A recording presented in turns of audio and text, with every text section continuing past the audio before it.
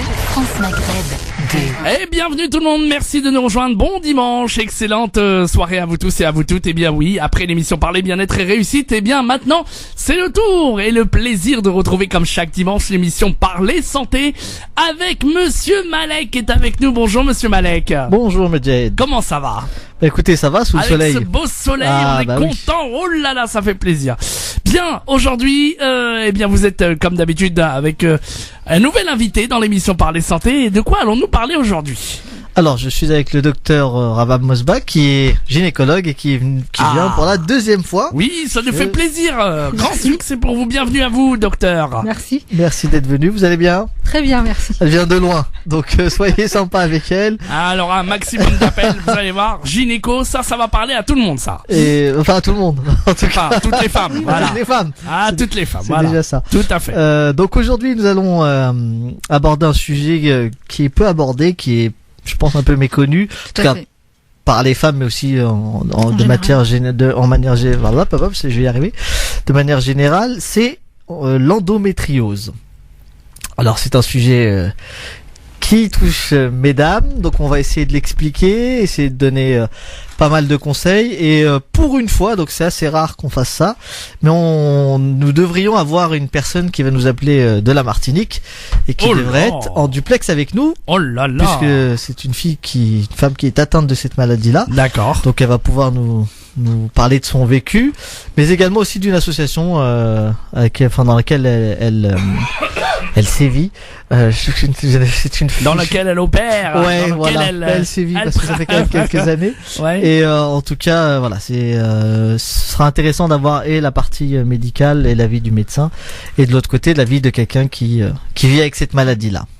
Bien, pareil. Voilà, bien. Donc après, tout le monde peut nous appeler, bien entendu. Oui, des questions d'ordre gynécologique, évidemment. Voilà, si vous avez, voilà, on en profite si vous avez besoin de poser quelques questions. Vous êtes les bienvenus. 0892 23 99 50 étoiles et le choix numéro 1 01 40 33 90 00 01 40 33 9000.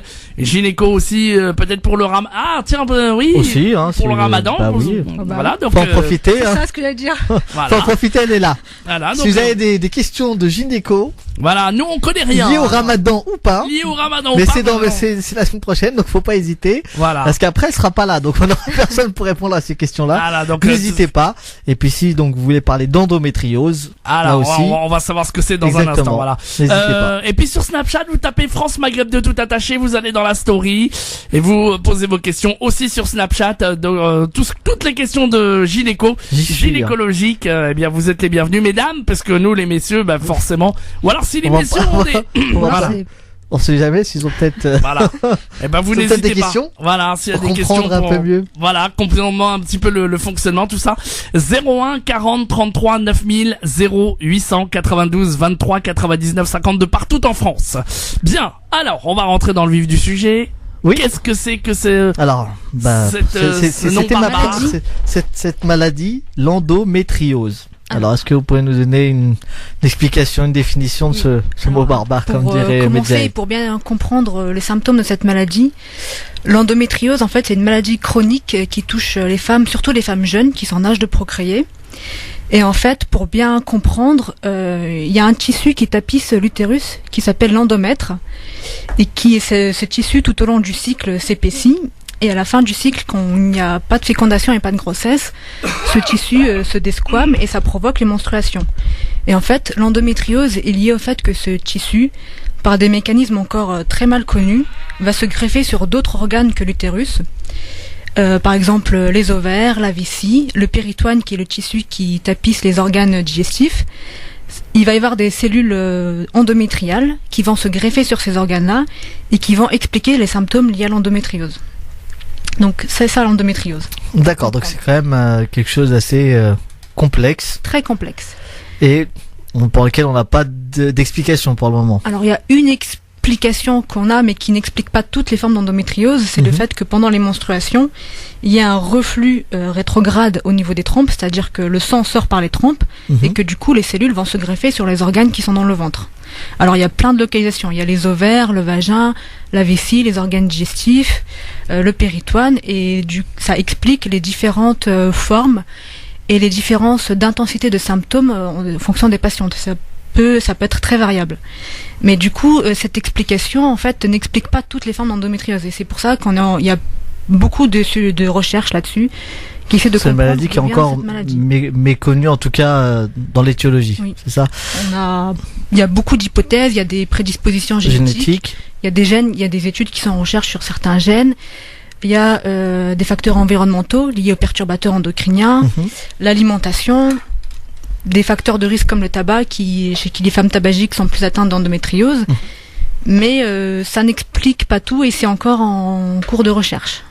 Très bien. Alors, avant de rentrer dans les symptômes, vous nous disiez qu'il y a plusieurs formes. Est-ce que vous pouvez un petit peu développer plusieurs formes d'endométriose? Alors, c'est plutôt plusieurs stades. En fonction des localisations de l'endométriose et formes en fonction des localisations.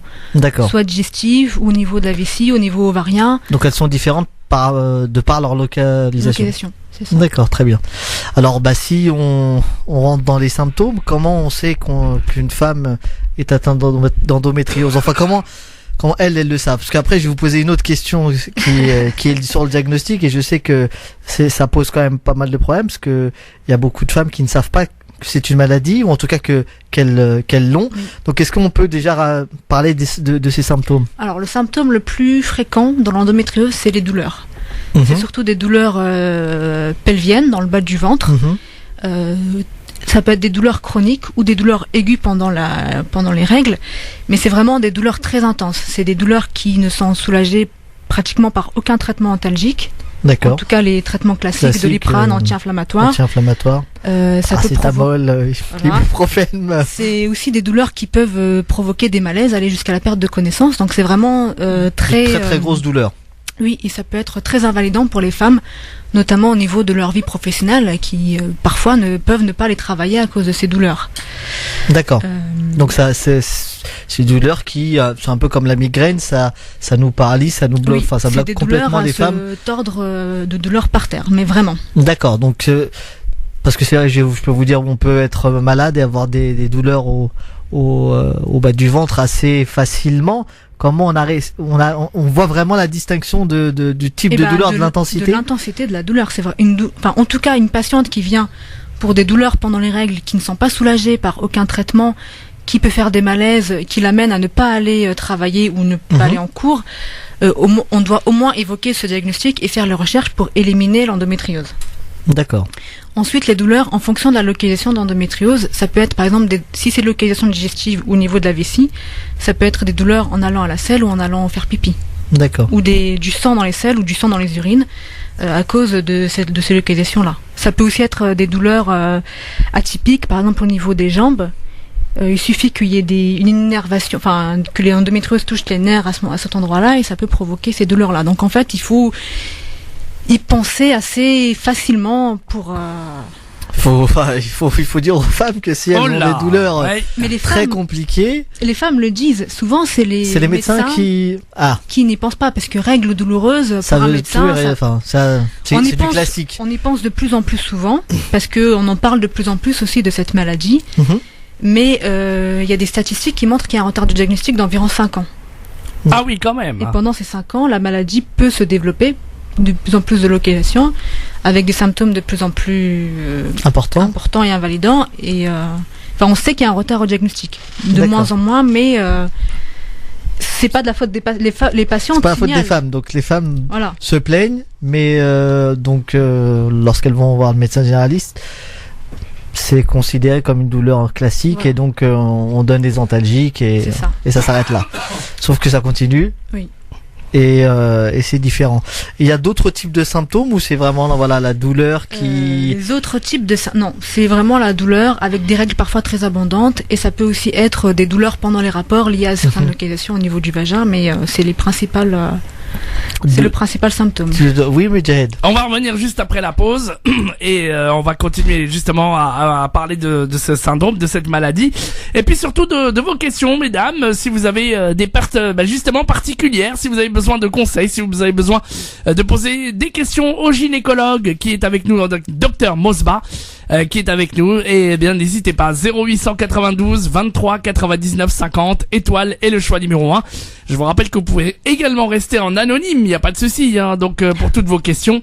Ce sera peut-être plus le cas, oui. Voilà, voilà, je pense que oui, voilà. Donc n'hésitez pas, mesdames ou mesdemoiselles, à poser toutes vos questions, des conseils pratiques. 0892 23 99 50, ou alors vous pouvez nous joindre aussi au 01 40 33 90 00 01 40 33 9000. Et puis si vous avez vous aussi rencontré cette maladie, l'endométriose, et que vous voulez nous en parler aussi, n'hésitez pas, on vous a diagnostiqué cela. Et voilà, venez nous en parler aussi si vous le souhaitez à l'antenne. 01 40 33 9000, 01 40 33 90 00 ou le 0892 23 99 50. On marque la pause et vous serez prioritaire, chers auditeurs. 0892 23 99 50, 01 40 33 9000. France Maghreb 2, France Maghreb 2. Et de retour dans l'émission Parler Santé avec bien sûr Monsieur Malek qui est là, et puis le docteur Mosba, gynécologue, voilà. J'ai ma voix qui commence. Ça y est. Ça commence déjà. Et ça y est, on arrive. C'est bientôt le Ramadan, faites attention, mesdames. Oui, je vais commencer à me concentrer là. Et puis vous pouvez nous appeler si vous avez des questions d'ordre gynécologique, toutes les questions qui vous paraissent, même les plus idiotes, c'est pas grave, on est là pour vous y répondre, pour vous donner les meilleurs conseils. Il suffit de nous appeler au 01 40 33 9000, 0892 23 99 50 étoile et le choix numéro 1. Par Snapchat, vous tapez France Maghreb 2 tout attaché, vous allez dans la story, on lira vos messages. Et puis bien entendu, c'est gratuit au 01 40 33 9000. Donc mesdames, mesdemoiselles, ne vous privez pas.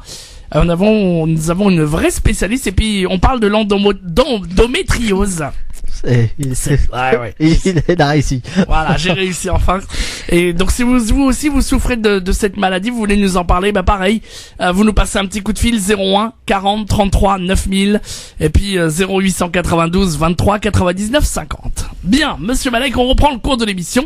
Oui. Il y a personne qui est en ligne. Et si, justement. Est-ce qu'on l'entend? Eh ben oui, on l'entend très bien. Bonjour. Oui. Alors bonjour. Vous nous entendez? Bonjour. Mademoiselle Velmo, comment allez-vous? Ça va bien, merci, et vous? Ça va très bien, ça va être difficile de se vous voyez, je suis désolé, je la connais trop bien. Donc, bonjour Cynthia, comment vas-tu? Ça va très bien, et toi Yasser? Ça va. Merci d'être à l'antenne aujourd'hui pour témoigner. Non, merci à vous. Pour témoigner de cette maladie en tant que patiente, mais aussi je sais que tu es très active sur les réseaux sociaux et en Martinique. Oui. Au travers d'une association dont on va te demander aussi de parler un petit peu. Alors on a juste, avant que tu arrives, on a commencé avec le docteur Mosba à définir un petit peu ce que c'était l'endométriose et les symptômes. Donc on a parlé des grosses douleurs, très douloureuses, différentes de ce qu'on peut avoir je dirais au quotidien, et on avait commencé un petit peu à parler du diagnostic et du diagnostic tardif. Et on voulait un petit peu avoir ton avis, toi. Est-ce que ça a été un petit peu le cas déjà? Est-ce que les douleurs sont vraiment aussi douloureuses que le docteur Mosba nous l'a dit, ou ça dépend? Alors, moi je dirais que toutes les endogirls ne subissent pas les mêmes douleurs. On peut pas dire que, pour ma part, quand une femme a des douleurs pelviennes, ce n'est pas forcément qu'elle a une endométriose. Ah oui, mais ça, on est d'accord. Voilà, c'est ça. Alors moi j'ai été diagnostiquée il y a 7 ans. Ça fait déjà plus de 10 ans que j'ai des douleurs, mais quand je discute avec d'autres personnes qui sont atteintes par la maladie, c'est vrai que moi j'ai pas à me plaindre. Moi j'ai des amies, elles sont vraiment clouées au lit, elles sont au sol, elles ne peuvent pas du tout se lever, elles vomissent. Moi grâce à Dieu, je ne suis pas dans ce cas-là. Donc ça varie vraiment. D'accord, donc c'est pas différente face à la maladie. Ça peut être très invalidant, c'est ça, mais ça. En fait, il y a ça. Ce que je voulais dire, c'est qu'il faut y penser sur des douleurs. Alors, c'est sûr que des douleurs qui ne sont pas invalidantes, c'est pas. Si c'est pas invalidant, même si on le diagnostique pas, au final, c'est pas très grave. C'est pas trop grave. Ça. Mais c'est sur des douleurs qui sont invalidantes ou plus intenses et qui sont gênantes pour la patiente. Dans ces cas-là, il faut y penser, même si c'est pas du tout d'endométriose. Je pense qu'il faut l'évoquer, le rechercher. Et si c'est pas ça, on saura que c'est pas ça et on cherchera autre chose. Exactement. Voilà. Et Cynthia, tu parlais de ton dépistage qui s'est fait il y a 7 ans, mais tu as dit que tu souffrais bien avant. Alors qu'est-ce qui a fait que t'en as entendu parler? Est-ce que c'est une gynécologue? Est-ce que c'est ton médecin généraliste? Est-ce que c'est à force de se dire que finalement c'est peut-être pas normal?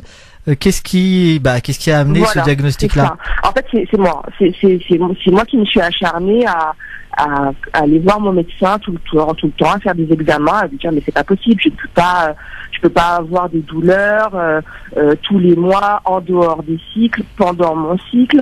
Il y a forcément quelque chose, c'est pas possible. Je sais que dans ma famille il y a des problèmes gynécologiques, donc je me suis dit bon, peut-être que c'est un peu lié à ça. Donc on a fait énormément d'examens pour que finalement le diagnostic tombe, mais il est tombé de manière un petit peu compliquée parce qu'on m'a fait une célioscopie pour connaître le stade de cette endométriose et on m'a enlevé une trompe sans me demander mon avis. Et on m'a dit aussi que l'autre trompe était tellement atteinte qu'elle ne fonctionnerait plus. D'accord. Donc c'est voilà. C'est ce qui se passe souvent. Souvent, c'est la célioscopie qui permet de confirmer à 100% le diagnostic d'endométriose. Oui. On va peut-être en parler tout à l'heure, faire des IRM ou des échographies et voir des lésions, mais même si ces examens radiologiques sont normaux, ça ne veut pas dire qu'il n'y a pas d'endométriose. Et il faut aller jusqu'à la célioscopie parfois pour faire le diagnostic d'endométriose et puis voir aussi chez certaines patientes qui sont dans des cadres de bilan d'infertilité, voir examiner les trompes et voir si les trompes passent bien et justement en profiter pour faire ce bilan dans le même temps. Alors plutôt oui, vas-y, je te... Non, je t'en prie. Non, excusez-moi, docteur, je vous ai pas salué, bonjour. Non, bonjour. Moi, j'en profite pour justement réagir par rapport à ce dont vous parliez, par rapport au bilan de fertilité, la célioscopie et l'IRM. Parce que je sais que l'IRM, c'est pas systématique. Alors que justement, c'est un examen qui est très important pour déterminer cette endométriose. Et je ne sais pas pourquoi les médecins, ils ne font pas vraiment s'acharner. Il faut d'abord passer par une échographie. On voit pas forcément des choses. On va voir des grosseurs. On sait même pas si c'est un endométriome, si c'est un fibrome, on sait pas. Mais c'est vrai que c'est long. C'est pas oui, je suis d'accord avec vous. Alors l'échographie, c'est pour moi pas un très bon examen, hormis pour voir les kystes endométriosiques. Et s'il n'y a pas de kyste d'endométriose, si c'est pas fait par un radiologue qui a l'habitude de voir des lésions d'endométriose, il peut ne pas les voir et mettre examen normal alors qu'en fait il y a des lésions mais que lui ne voit pas. Et l'IRM, pour certaines lésions d'endométriose qui ne sont pas visibles à l'imagerie, elle peut être très bien faite par un très bon radiologue. L'IRM ne voit pas ces lésions et quand l'IRM montre qu'il y a des lésions d'endométriose, on a le diagnostic. On peut essayer un traitement médical avant une opération. Mais si l'IRM est normal, pour moi, s'il y a un doute, il faut aller jusqu'à la célioscopie exploratrice pour examiner ce qu'il y a et voir pour confirmer. Parce que c'est le seul diagnostic, en faisant des prélèvements pour analyser les tissus, c'est le seul diagnostic qui confirme à 100% les lésions d'endométriose. Oui, tout à fait. On est d'accord. Et c'est vrai que je trouve que on y arrive que rarement, quoi. Mais je pense que cette maladie est mal connue. Elle est de plus en plus connue. Nous, on nous l'enseigne de plus en plus. On a de plus en plus de congrès ou de choses là-dessus. Et à mon avis, il y a quelques années, c'était pas le cas. Et oui, c'est vrai. Ça doit être pour ça. Peut-être aussi, je ne sais pas, les gynécologues et les médecins traitants pensent que c'est une maladie moins fréquente que ce qu'on pense. Et je pense qu'elle est plus fréquente. Sous-diagnostiquée. Je pense parce qu'elle est sous-diagnostiquée, donc il doit y avoir plus de patientes que ce qu'on pense. Ouais. Mais on en parle de plus en plus, donc à mon avis, je pense que ça va améliorer les prises en charge. Mais c'est vrai que je suis d'accord que... Ça, c'est le travail des associations, c'est le travail aussi des femmes au quotidien qui arrivent à avoir la parole un peu plus libérée aujourd'hui, parce que c'est vrai qu'il s'agit de quelque chose de très intime, auquel on peut pas discuter avec tout le monde. Ça nous affecte dans notre vie de femme, dans notre vie de femme active. On est confronté à des questions tous les jours. Pourquoi tu n'as pas d'enfant? Mais pourquoi tu viens pas travailler un jour par mois? Pourquoi? Oui, c'est ce qu'on parlait tout à l'heure, oui. Parce que c'est une maladie très invalidante pour les patientes. C'est vraiment une maladie chronique qui, pour l'instant, n'a pas vraiment de traitement curatif. Et donc, pour les patientes, c'est difficile au quotidien. Ça peut être très difficile au quotidien. C'est ça. Il n'y a pas de traitement et on sait pas encore d'où ça vient, en fait. Non. C'est ce qu'on disait tout à l'heure en début d'émission. Il n'y a pas d'étiologie. Il y a des suspicions génétiques, alimentaires, voilà, les facteurs endocriniens. Mais rien de bien précis. Mais j'ai bon espoir que tout cela change rapidement. On va faire confiance à la recherche parce que c'est un peu comme dans toutes les maladies. Je peux vous demander quel âge vous avez ? Moi j'ai 35 ans. Et quand on vous a opéré, hormis vous retirer la trompe, est-ce qu'il y a eu d'autres choses qui ont été faites pour... est-ce qu'ils vous ont dit où était située exactement l'endométriose ? Non, mais faut savoir que... Alors, je sais pas si Yasser a un petit peu posé un petit peu la situation, mais moi j'habite à la Martinique. Mais j'ai été suivie d'abord en métropole, à Sevran. Oui. Et c'est vrai qu'aux Antilles, malheureusement, nous souffrons d'une grande pénurie de gynécologues et de gynécologues spécialisés. Comme vous disiez tout à l'heure, c'est vrai que beaucoup de gynécologues ne connaissent pas trop la maladie. Alors imaginez aux Antilles. Donc non, on embrasse les Antilles quand même. Mais même en France, c'est en train d'être une maladie qui va être traitée, je pense, dans des centres de référence.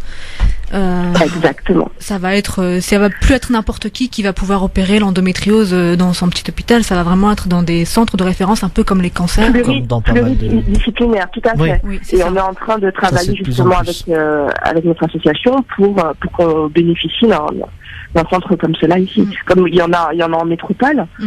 Mais bon, c'est 6 mois d'attente pour avoir un rendez-vous. Mais au moins, ça existe. Oui. D'ailleurs, justement, parlant de ton association, est-ce que tu peux nous en dire un petit peu plus ? Oui, alors, en fait, moi, quand le diagnostic est tombé, j'ai vécu ça très, très difficilement. J'ai vécu ça comme une grosse injustice. Comme beaucoup d'endo-girls. Alors je me suis dit que j'allais commencer à œuvrer avec mes propres moyens, donc j'allais commencer à communiquer. J'en ai parlé dans beaucoup de médias locaux et dans mon réseau personnel. Et du coup, j'ai rencontré d'autres personnes qui, comme moi, avaient envie de faire bouger les choses avec des hommes et des femmes. Donc aujourd'hui, nous avons une antenne associative qui dépend de l'association nationale Endomind. Donc, on a vraiment des informations pertinentes qui viennent de la métropole. Nous avons aussi en Martinique organisé l'Endomarche, comme il y a eu le 26 mars à Paris, enfin un peu partout dans le monde. Et voilà, nous organisons des ateliers pour accueillir des femmes, surtout pour les écouter, parce que c'est vrai que quand on est malade, malheureusement on n'a pas toujours quelqu'un qui peut vous écouter, donc c'est vrai que ça leur permet de sortir un peu de l'isolement. On a aussi un réseau de professionnels, de gynécologues en Martinique qui veulent bien se former sur la maladie, de psychologues, de nutritionnistes, de diététiciens qui se sont un peu spécialisés sur la maladie. Voilà. Donc là, c'est que le début. Cette association a 1 an. Et voilà. Donc on est là pour aider toutes ces femmes malades et leurs familles, et toutes les personnes qui sont susceptibles d'avoir besoin d'informations. Et on peut vous suivre où ? Sur Facebook, vous avez un site internet ? Voilà. Alors sur Facebook, sur la page Madine Endogirl. Madine, M-A-D-E-I-N, Endogirl, c'est ça ? C'est ça. Bon, c'est pas compliqué à retenir, donc on va le répéter pour toutes les femmes qui veulent jeter un coup d'œil sur la page. Donc c'est Madine Endogirl, M-A-D-E-I-N, Endo, E-N-D-O, Girl, J-I-R-L. Pardon, je suis fatigué moi aussi. G-I-R-L, il fait trop chaud et on n'est pas en Martinique. Madine Endogirl. Et en France, oui, un petit peu. Et en métropole, toutes les personnes qui ont besoin d'informations peuvent se référer à Endomind. Endomind. L'association nationale. D'accord. Endomind, voilà.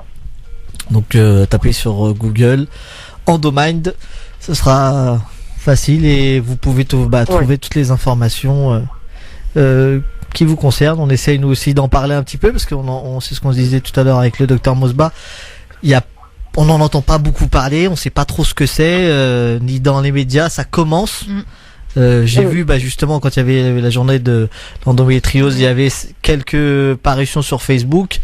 Ils en ont parlé aussi à la télé, mais c'est vrai qu'avant cette période-là, moi j'en avais jamais entendu parler.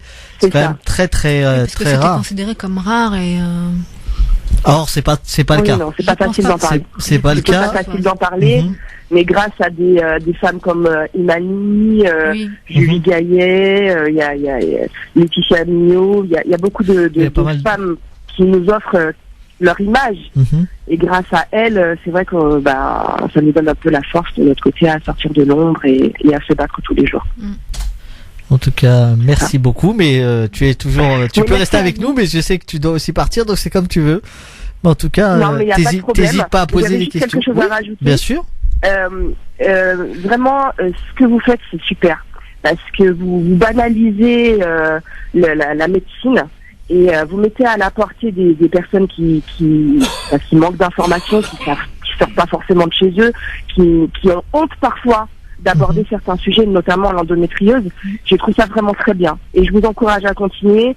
Et c'est grâce à des personnes comme vous qu'il y aura beaucoup de femmes qui seront diagnostiquées plus tôt, qu'il y aura beaucoup de femmes qui ne seront pas confrontées à des problèmes d'infertilité et beaucoup d'autres femmes qui vivront mieux, tout simplement, avec la maladie. Merci beaucoup. Merci beaucoup de m'avoir merci à vous. Et bonne continuation. Merci à toi d'avoir pris ton temps, Cynthia, pour parler de cette cause et bonjour à toute la Martinique. On l'embrasse chaleureusement. Ah oui.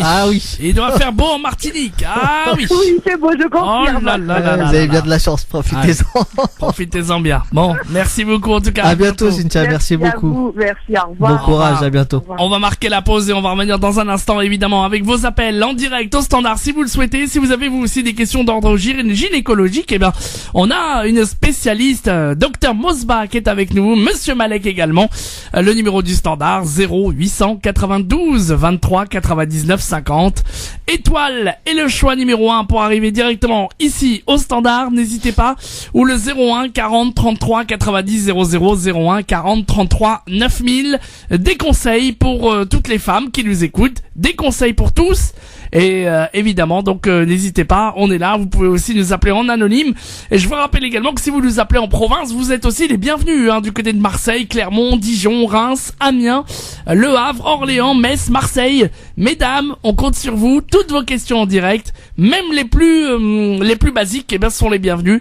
01 40 33 9000 0892 23 99 50. La pause et on revient très vite. France Maghreb 2. France Maghreb 2. France Maghreb 2. Pour mieux vivre ensemble. Allez, nous sommes de retour sur France Maghreb 2 évidemment dans l'émission Parler Santé avec Monsieur Malek qui est là, le docteur Mosbah également, gynécologue qui nous fait le plaisir d'être avec nous. Et toutes vos questions, je vous le rappelle, sont les bienvenues. Si vous avez des questions sur la maladie l'endométriose, n'hésitez pas à nous appeler aussi. Et puis si vous avez des questions, quelle que soit la question d'ordre gynécologique, 01 40 33 9000 0892 23 99 50. Étoile est le choix numéro 1. Je rappelle que le numéro 01 est entièrement gratuit pour les filles qui se diraient ouais machin, c'est gratuit. Pour ceux qui n'en ont pas les moyens, on a mis ce numéro pour vous, donc n'hésitez pas. 01 40 33 90 00 01 40 33 9000. Alors Monsieur Malek, on est de retour. Alors donc oui, après cette discussion avec Cynthia, c'était très intéressant d'avoir justement son avis en tant que patiente et en tant qu'en plus militante d'une association. Donc merci encore à elle d'avoir pris le temps de discuter avec nous. Je voulais qu'on revienne un petit peu sur le diagnostic avant de parler du traitement. Bon, vous disiez que c'était un petit peu compliqué au niveau du traitement, mais déjà au niveau du diagnostic, on l'a vu que il y avait un problème déjà en médecine générale parce que la maladie est peu connue, que les symptômes sont un petit peu donnent pas tout de suite l'idée que c'est cette maladie-là parce que ça peut être tellement de choses, avoir mal au niveau du bas du ventre. ou d'avoir des règles douloureuses pour les filles. Comment on fait donc pour poser ce diagnostic? Tout à l'heure, on a parlé d'un test, c'est ça, de fertilité, c'est ce qui pose? Non, pas du tout. C'était quoi alors alors, pour le diagnostic de l'endométriose, déjà les symptômes, ils doivent tout de suite fertiles. Ces douleurs pelviennes pendant les règles, même si c'est fréquent, on doit au moins y penser. C'est-à-dire que c'est peut-être ça. Voilà, se dire que c'est peut-être ça. Après, il faut faire les examens complémentaires. Moi, je pense que l'échographie, ça sert pas à grand chose parce que, hormis si on travaille avec un radiologue qui a l'habitude. Oui, allez-y. Je sais qu'on a un appel, mais allez-y. Un radiologue qui s'y connaît, qui a l'habitude et qui voit bien les lésions d'endométriose, faut passer directement à l'IRM. Si l'IRM montre qu'il y a des lésions d'endométriose, bah voilà, le diagnostic il est posé et à ce moment-là, on peut commencer les traitements médicaux. Et s'ils sont pas efficaces, passer à la chirurgie juste après. Et si vraiment l'IRM, si tout est normal, échographie, IRM normal, mais que la patiente continue à se plaindre de douleurs, si en plus il y a douleur et désir de grossesse, plus ou moins infertilité, je pense qu'il faut faire la cystoscopie, parce qu'à la cystoscopie, on explore l'intérieur de la cavité abdominale, l'utérus, les trompes, les intestins. Il y a des lésions qui font évoquer. Là encore, c'est pas précis à 100%. Pour l'être, il faut faire des petits prélèvements à l'endroit où il y a ces lésions. Et puis attendre l'analyse des tissus. Et à ce moment-là, si on nous répond endométriose, là on sait que c'est on a confirmé ça. le diagnostic. Très bien. Modjed, oui. Allez, on va prendre des auditeurs, tout à fait, qui nous appellent. Vous êtes les bienvenus, c'est gratuit, je vous le rappelle, 01 40 33 9000. Et si vous n'arrivez pas à nous joindre, 0892 23 99 50. Elle nous a appelé, elle s'appelle Nadia. Bonjour Nadia. Oui, bonjour. Je suis Nadia d'Orléans. Orléans, bienvenue. Oui, voilà. J'aurais juste une question par rapport à, pas du tout par rapport à cette maladie, plus par rapport à un problème. Voilà, j'ai un contraceptif, le trinordiol, et en fait, ça me provoque d'énormes migraines avant mes règles et parfois pendant. Oui. Et je voulais savoir, en fait, est-ce que c'était assez classique et quels conseils vous donnez pour lutter contre ces migraines qui parfois paralysent? Et ben en fait ça peut arriver d'avoir des migraines pendant les règles avec ce type de contraception ou un autre contraception. Moi ce que je vous conseillerais c'est d'essayer de prendre une contraception qui ne s'arrête pas pour éviter justement la chute d'hormones liée à l'arrêt de la contraception. D'accord, oui, parce qu'on sent vraiment cette dépendance à l'hormone, hein. On sent vraiment les migraines, en fait. Les migraines pendant les règles sont liées en fait aux chutes d'hormones. Chez certaines patientes, c'est ça. Et donc, soit il y a plusieurs contraceptifs, soit c'est des contraceptions qui se prennent des comprimés par voie orale, mais qui se prennent en continu, qui ne s'arrêtent pas pendant 7 jours comme la trinordiol. Ou il y a d'autres moyens de contraception comme le stérilet. Donc il faudrait hormonal aussi, oui. Alors si c'est pas hormonal, vous risquez d'avoir le même problème pendant vos règles, puisqu'il n'y a pas d'hormone en fait qui va empêcher la chute d'hormones naturelles. D'accord. Donc oui, alors soit le stérilet hormonal qui va diffuser des hormones en continu et qui va éviter la chute d'hormones. Mais après vous pouvez juste essayer de prendre la trinordiol en continu sans l'arrêter pendant les 7 jours, pendant 3 mois. Et ça on peut? Oui, vous pouvez. Pendant 3 mois, et vous voyez ce que ça donne sur vos symptômes. Et est-ce que, parce que j'ai déjà essayé, en fait je l'avais essayé pour autre chose, de pas l'arrêter par rapport au ramadan et tout, donc j'avais déjà essayé, mais ça n'empêche pas d'avoir les règles. Bah si vous la prenez pendant 3 mois en continu, vous allez avoir des règles, mais c'est pas des vraies règles. Mais est-ce que vous avez remarqué ça sur vos migraines? Pardon, j'ai pas entendu. Par rapport à vos migraines, qu'est-ce que vous avez remarqué? Que quand je l'arrêtais, ou alors quand, vous savez, arrivé un moment au niveau de la plaquette, je pense que c'est moins dosé par rapport au premier comprimé, et parfois ça peut être peut-être le dernier comprimé que je vais prendre, enfin la journée du dernier comprimé avant que je l'arrête, et là je sens la migraine qui commence à s'imposer, enfin qui commence à En tout cas, il faut essayer de le prendre vraiment en continu, sans arrêter les 7 jours. Il n'y a pas de risque, voilà. Non, il n'y a pas de risque. Donc je l'arrêtais. Non, il n'y a pas de risque. En fait, il faut essayer de le prendre pendant 3 mois. La plaquette de 3 mois, vous la prenez en continu, sans l'arrêt, des 7 jours.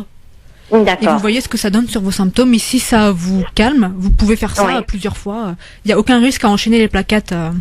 D'accord. D'accord. Eh ben, merci beaucoup pour votre question, madame. Merci beaucoup. Barakallahu fik. Barakallahu fik. À bientôt et merci beaucoup. Au revoir. À bientôt. Les questions, évidemment, vous êtes les bienvenus. On a encore la possibilité, hein. J'en ai une. Ah, alors on va la prendre, mais on va rappeler d'abord le numéro 01 40 33 9000. C'est gratuit, je vous le rappelle. 01 40 33 90 00. Si vous n'arrivez pas à nous joindre, vous pouvez nous joindre aussi également au 0892 23 99 50 étoiles et le choix numéro 1. N'hésitez pas, notre gynécologue est là pour toutes questions, évidemment, absolument toutes les questions de gynécologie. 0892 23 99 50 01 40 33 9000. Oui, alors la question. Alors, la question que j'ai reçue, c'est est-ce que ça existe vraiment l'endométriose qui envahit les poumons et qui fait tousser du sang pendant les règles? Alors effectivement, l'endométriose pulmonaire, ça existe. C'est pour ça que ce que je disais tout à l'heure, le mécanisme de reflux rétrograde par les trompes n'explique pas toute l'élongation, parce qu'on ne comprend pas pourquoi du tissu endométrial vient se fixer sur les poumons. C'est tout à fait vrai. Alors, est-ce qu'il fait cracher du sang pendant les règles? Ça peut arriver, mais c'est surtout que ces patientes font des pneumothorax quand elles ont leurs règles. Donc le pneumothorax, on explique cataménial. Ce que c'est. Ah bah ça c'est... C'est un décollement du poumon? Oui. C'est ça. C'est quand on a de l'air dans les poumons. Voilà. Pour faire simple. Oui. D'accord, donc bon, bah merci en tout cas pour cette réponse. Alors on parlait donc tout à l'heure du diagnostic. Qu'est-ce qu'il en est du traitement? Parce que vous disiez tout au début que les antidouleurs ça fait pas grand-chose, voire ça fait rien. Comment soulager les douleurs? Est-ce qu'on peut agir en chirurgie par exemple pour maîtriser la maladie? Alors comme on l'a dit au début, en fait l'endométriose c'est vraiment une maladie hormonodépendante qui agit sous l'influence des hormones. Donc le but du traitement c'est de bloquer les hormones. Ça peut être la première étape, ça peut être juste une contraception qui va bloquer les ovaires. Et chez des endométrioses peu importantes, pour certaines patientes, ça va suffire. C'est pour ça que certaines patientes découvrent leur maladie à l'arrêt de la contraception, parce qu'elles l'ont prise pendant un très longtemps, et puis au moment d'un désir de grossesse, elles vont arrêter leur pilule, et là, elles vont remarquer des douleurs importantes pendant les règles qu'elles n'avaient pas parce qu'elles étaient adolescentes quand elles ont commencé leur pilule. Pour d'autres patientes, même ça ne va pas suffire, et donc le traitement, ça va consister à un blocage hormonal complet. Par un traitement qui va les mettre en ménopause précoce pendant un certain temps. Donc ça, effectivement, ça va arrêter les douleurs. Mais l'inconvénient, c'est que c'est temporaire, ça dure quelques mois, et puis ça va donner des effets secondaires de la ménopause. Et en général, ce traitement, on le met chez des patientes qui ont un projet de grossesse pour mettre en repos les ovaires avant de commencer un traitement de fertilité. Et ensuite, le dernier traitement, c'est la chirurgie. Pour les localisations importantes, comme les lésions au niveau de la vessie, au niveau des intestins, ça consiste à retirer les nodules qui sont à ces localisations. Donc il faut préciser que c'est des chirurgies très difficiles, parfois très lourdes pour certaines patientes, parce que ça peut aussi consister à retirer des bouts d'intestin quand c'est vraiment trop important. D'où le fait que maintenant, ça va être regroupé dans des centres de référence par des spécialistes qui ont l'habitude de cette chirurgie, de cette maladie, pour optimiser le traitement pour les patientes. On explique un peu ce que c'est un centre de référence. C'est concrètement plusieurs spécialistes qui s'occupent d'une maladie, qui est souvent une maladie plutôt rare ou plutôt grave, où la coordination entre les différentes spécialités est plus que nécessaire pour que le patient aille le mieux possible. Donc ça se fait dans mucoviscidose par exemple, ça se fait dans les centres hépatobiliaires aussi, pour les gens qui ont les cancers du foie. Et donc là, éventuellement, bientôt pour l'endométriose. L'endométriose, donc c'est en cours. Merci. Donc on me confirme bien que le pneumothorax c'est de l'air entre les deux. Ah mais monsieur Malek, vous êtes un vrai bon ça. Non, je suis rien du tout. Là vraiment, un vrai spécialiste. On va confirmer. Il nous reste encore une ou 2 minutes. C'est de l'air entre les deux plèvres. Il nous reste encore 1 ou 2 minutes. En tout cas, si vous voulez. Si vous l'appelez, si vous. Ouais, vous voulez poser des questions, il y a pas de souci. 01 40 33 90 00, c'est gratuit. 01 40 33 9000. Une dernière question en direct si vous le souhaitez. Vous nous passez votre question à l'antenne, que vous soyez à Paris ou en région parisienne, mais aussi en province. 01 40 33 9000, ce sera vraiment la toute dernière question. On aura aussi de toute façon d'autres thèmes qui arriveront petit à petit. Donc n'hésitez pas. Là, je vais scruter vite fait le standard. Et si vous avez une dernière question, n'hésitez pas. 01 40 33 90 00 01 40 33 9000. Nous sommes avec une gynécologue qui vous répond en direct et c'est entièrement gratuit par téléphone. 01 40 33 9000. Voilà. Voilà, donc on peut parler un petit peu de problème donc de fécondation, c'est ça Ah oui. Parce que c'est aussi une des complications de la maladie. Tout à fait. On a aussi peut-être un appel, c'est ça? Oui, allez-y, excusez-moi. Chez beaucoup de patientes, en fait, on leur diagnostique cette maladie dans le cadre d'un bilan d'infertilité. Elles sont totalement asymptomatiques, elles n'ont aucune douleur. Et pareil, on ne sait pas trop exactement par quel mécanisme ça provoque des difficultés à être enceinte, notamment par des mécanismes d'inflammation au niveau des trompes.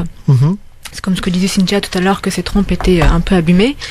Et donc, il y a beaucoup de patientes qui sont en PMA à cause de cette maladie.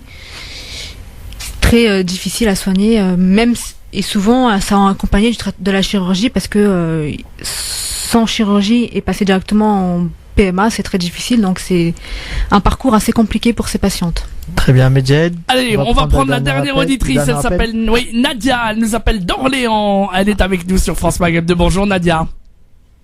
Alors on va Nadia. Nadia, vous êtes là?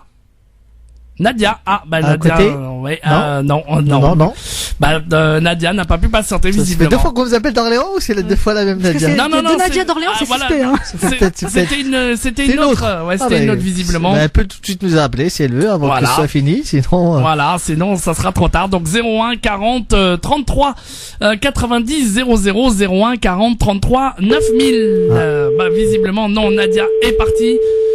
C'est pas grave. Écoutez, c'est pas grave. On va conclure tranquillement cette émission Parler Santé, Monsieur Malek, avec le docteur Mosba, et voilà. On va vous laisser conclure cette émission. Moi, je conclurai juste par un appel.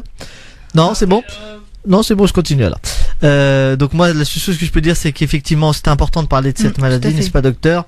Donc l'endométriose, si vous avez des symptômes qui vous font penser à ça. Voilà, donc c'est des grosses douleurs pendant les règles ou pas. Ou en dehors des règles, comme dit Cynthia, ça peut être des douleurs chroniques, on comprend pas pourquoi. Et on comprend pas pourquoi.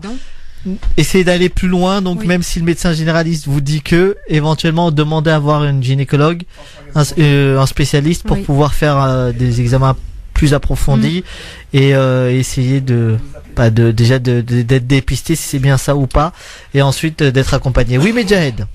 Alors, on va prendre la dernière auditrice. Cette fois-ci, c'est Touria qui nous appelle au standard. Bonjour Touria. Oui, bonjour. Vous nous appelez d'où, Touria? Je vous appelle Danière. Danière. Eh bien, Madame Docteur Mosba vous écoute, et Monsieur Malek. Oui, bonjour docteur. Bonjour. Je voulais vous demander, donc ça fait plus de 5 ans que je ne prends plus la pilule. Oui. Et là, pour le ramadan, j'aurais souhaité la prendre pour ne pas avoir mes règles. Oui. Mais malheureusement, c'est comme je suis en préménopause, c'est des règles qui partent, qui reviennent. Et ma gynéco, en fait, m'a donné la pilule. Oui. Et je sais qu'il faut la prendre, en fait, le premier jour des règles. Ouais. Sauf que je ne sais pas quand est-ce qu'elles viennent, mes règles. Vous pouvez la prendre même en dehors du premier jour des règles, c'est pas très grave, ça fera pas grand-chose. Mais vous l'avez pas encore commencé à la prendre? Non, pas du tout. Vous pouvez commencer là à la prendre, mais comme vous avez des cycles irréguliers, c'est ça? Vous savez pas combien vous allez... C'est pas sûr que pendant le ramadan, vous n'ayez pas vos règles. Enfin, c'est juste ça le problème. Exactement. Et donc, comme je ne veux pas que ce soit pendant le ramadan, donc je me suis dit, j'attends, mais si c'est trop tard, je ne pourrai pas la prendre en plein milieu. Moi, à mon avis, vous pouvez la commencer. Peut-être que ça va faire en sorte que vous n'ayez pas vos règles, ou peut-être pas. C'est difficile à dire. On peut pas vous assurer qu'en la prenant, mais je peux en fait la commencer, non pas le premier jour des règles, mais D'accord, voilà, c'était ça en fait ma question. Non, et par rapport à la maladie de l'endométriose, en fait, est-ce que c'est une maladie qui peut subvenir sur les adultes ou également sur des adolescentes? C'est surtout chez les femmes jeunes. Il peut y en avoir chez les adolescentes. J'ai ma fille en fait qui a des règles très très douloureuses. Oui. Et j'en avais parlé à ma gynéco et notre médecin généraliste. Oui. Et elle avait l'air de dire non, c'est pas ça. Donc. Elle a quel âge votre fille? Elle a 14 ans. C'est rare, mais c'est déjà arrivé. J'ai déjà eu une patiente jeune qui avait une endométriose à 15 ans, donc. Et là dernièrement, elle a eu en fait un kyste ovarien, un kyste qui a saigné, donc qui était très très douloureux. Oui. Donc on a une échographie à faire de contrôle. Oui. Et donc ça me fait un petit peu peur. Alors bon, c'est pas, enfin, chez les patientes jeunes, ça peut arriver. C'est rare que ce soit ça. C'est difficile à dire comme ça par téléphone. Refaites l'échographie et voyez ce que ça donne, et si besoin, faire une IRM pour se rassurer. D'accord. Si l'IRM est normal chez les patientes jeunes, ça sert à rien d'aller plus loin jusqu'à la cystoscopie. C'est plutôt chez les femmes jeunes, si jamais elles ont des grossesses, voilà, pour faire le bilan et pour leur diagnostiquer. Chez les patientes jeunes, 14 ans, est-ce qu'il y a vraiment aucun médicament qui la soulage sur le plan des douleurs? C'est surtout ça qu'il faut. C'est très rare, parce qu'effectivement, elle prend de l'ibuprofène 400. Et malgré ça, au départ, ça lui faisait de l'effet, et puis plus ça va, et moins ça lui fait de l'effet. Donc, malgré en alternance avec du paracétamol, ça lui fait plus aucun effet. Ouais. Alors chez les patientes jeunes, l'autre traitement, faut pas donner de contraception. Par contre, chez les adolescentes, oui. Par contre, il y a un médicament. Alors, faudra en discuter avec votre médecin, votre Elle avait essayé aussi le Panstil. Ouais, ça c'est un anti-inflammatoire. Il y a un autre médicament hormonal, mais qui est pas du tout comme la contraception, c'est le Dufaston, et qui agit vraiment bien sur les douleurs de règles chez les patientes jeunes, chez les adolescentes. D'accord. Ok madame, malheureusement on est pris par le temps, mais on vous remercie beaucoup en tout cas. À bientôt et merci beaucoup. Et ben finalement on a eu plein, enfin on a eu quelques appels. À la fin, c'est bien. Et ben c'est très bien, on est très bien. Monsieur Lamalek, on vous laisse conclure cette émission. La semaine prochaine on se retrouve pour notre première émission du Ramadan avec le docteur Kamel, notre ami cardiologue. Et puis voilà, donc la page Facebook A2S Avenir Santé Solidarité. Vous cliquez j'aime et vous abonnez. Eh ben merci beaucoup. Et à la semaine prochaine. Et à la semaine prochaine. Dans une petite seconde, il arrive.